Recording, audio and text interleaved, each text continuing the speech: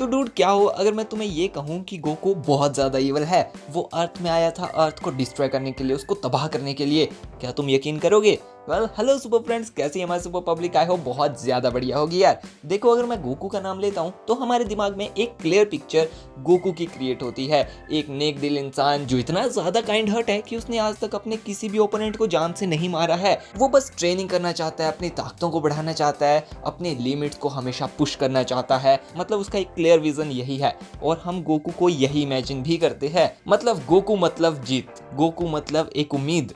ये सब चीजें ही हमारे दिमाग में क्रिएट होती है ना। लेकिन मैं आप लोगों को आज बताने वाला हूँ एब्सोल्यूट गोकू के बारे में। ये गोकू का वो वर्जन है जो बहुत ज्यादा ताकतवर होने के साथ साथ एक डिस्ट्रॉयर की तरह है। वेल ये सारी चीजें हम आगे वीडियो में डिस्कस करेंगे। वेल अगर आप लोगों को ये वीडियो पसंद आती है तो वीडियो को लाइक करके चैनल को सब्सक्राइब जरूर कर देना। तो चलो अब इस वीडियो को शुरू करते हैं। तो बेसिकली जब कैकरोट छोटा था तो उसको प्लेनेट वेजिटा से अर्थ में भेजा गया था, बस यही सिखा करके कि उसको बड़े होकर के अर्थ को पूरी तरह तबाह करना है। लाइक उसकी मेंटालिटी में बस यही चीज घुसा दी गई थी। लेकिन अर्थ में पहुंचते ही जैसे ही उसकी एक क्रैश लैंडिंग होती है तो उसकी मेमोरी में बहुत ज्यादा इफेक्ट पड़ता है, वो अपनी मेमोरी लूज कर देता है। लेकिन तभी उसको एक ओल्ड मैन मिलते हैं जिनका नाम था गोहान। हाँ ये मैं खुद से नहीं बना रहा हूँ यार, ये लिखा गया एब्सोल्यूट गोकू के बारे में। सो हाँ, गोहान उसके ग्रैंडफादर है एंड गोहान ने ही कैकरोट को एडॉप्ट करके उसको नाम दिया गोकू। मतलब ऐसा समझो कि गोकू को अर्थ को डिस्ट्रॉय करने के लिए भेजा गया था, लेकिन एक एक्सीडेंट के चलते उसने अपनी मेमोरी लूज कर ली एंड उसकी मेमोरी को कुछ इस तरह से मॉडिफाई कर दिया गया कि वो अर्थ का सबसे बड़ा डिफेंडर बन गया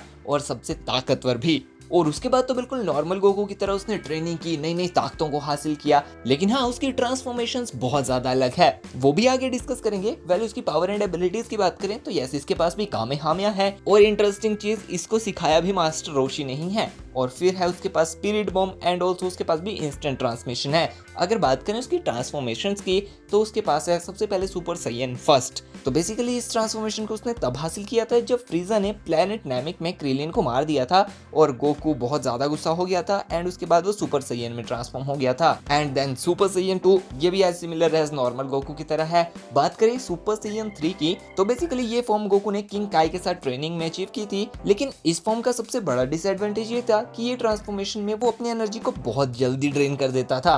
देन आती है सुपर साइयन 4। ये ट्रांसफॉर्मेशन में कोई खास चेंज नहीं है, जैसे हमें ड्रैगन बॉल जीटी में देखने को मिला था कि ये transformation great ape and super Saiyan का मिश्रण है। तो हाँ, बिल्कुल ऐसी ही ये ट्रांसफॉर्मेशन है। पावर एबिलिटीज बिल्कुल सेम है, फीट्स भी ऑलमोस्ट इसके सेम ही है। और अभी बात करें सुपर साइयन 5 की तो ये वो ट्रांसफॉर्मेशन है जो अभी तक की साइयंस की हाईएस्ट लेवल है जिनको उन्होंने अचीव किया है। और इसमें गोकू इतना ज्यादा ताकतवर हो गया था कि उसने पूरे यूनिवर्स को विद हिज सिंगल ब्लास्ट में पूरी तरह तबाह कर दिया था। उसकी स्ट्रेंथ, स्टेमिना, ड्यूरेबिलिटी बहुत ज्यादा बढ़ चुकी थी, वो एक बीस्ट की तरह बन चुका था। देन आती है सुपर साइयन गॉड।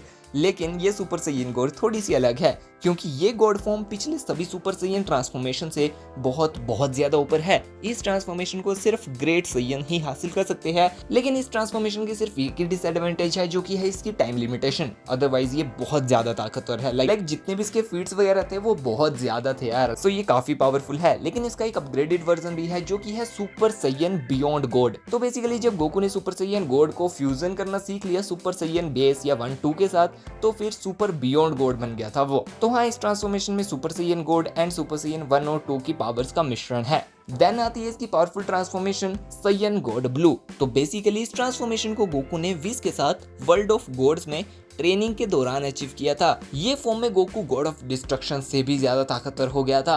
लाइक इस ट्रांसफॉर्मेशन में उसने गॉड ऑफ डिस्ट्रक्शन तक को हरा दिया है। हाँ, वो काफी ज्यादा ताकतवर हो गया है। देन आती है इसकी अल्ट्रा इंस्टेंट और ये अल्ट्रा इंस्टेंट बिल्कुल एंजल्स की जितनी ही ताकतवर है। उसके बाद आती है इसकी ऑटोनोमस अल्ट्रा इंस्टेंट। तो बेसिकली ऑटोनोमस में गोकू क्या करता है कि super Saiyan form and master ultra instinct को एक साथ यूज करता है और तो इसमें उसकी ताकतें भी बहुत ज्यादा बढ़ जाती है।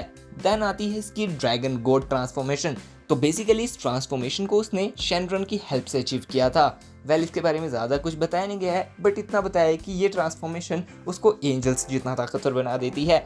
देन आती है उसकी सेलेस्टियल ड्रैगन गॉड। तो बेसिकली तुम ऐसा समझो कि ये ट्रांसफॉर्मेशन अपग्रेडेड वर्जन है ड्रैगन गॉड का। क्योंकि क्या हुआ, जब इसने ड्रैगन गॉड ट्रांसफॉर्मेशन में 12 साल कंटिन्यू ट्रेनिंग की थी तो उसने सेलेस्टियल ड्रैगन गॉड ट्रांसफॉर्मेशन को हासिल कर लिया था और इसमें उसकी सारी पावर एंड एबिलिटीज एकदम अल्टीमेट लेवल में जा चुकी थी। इस ट्रांसफॉर्मेशन में गोकू को एंजल से बहुत ज्यादा ताकतवर बताया है। लगभग तुम समझ सकते हो कि वो लगभग ग्रैंड प्रिस्ट के लेवल तक ही पहुंच चुका है। और यहाँ पर अगर मान लो गोकू की याददाश्त नहीं जाती और ये सारी ट्रांसफॉर्मेशन उसके पास होती, तब तो भाई गया था ड्रैगन बॉल, क्योंकि फिर उसको रोकना बहुत ज्यादा मुश्किल हो जाता।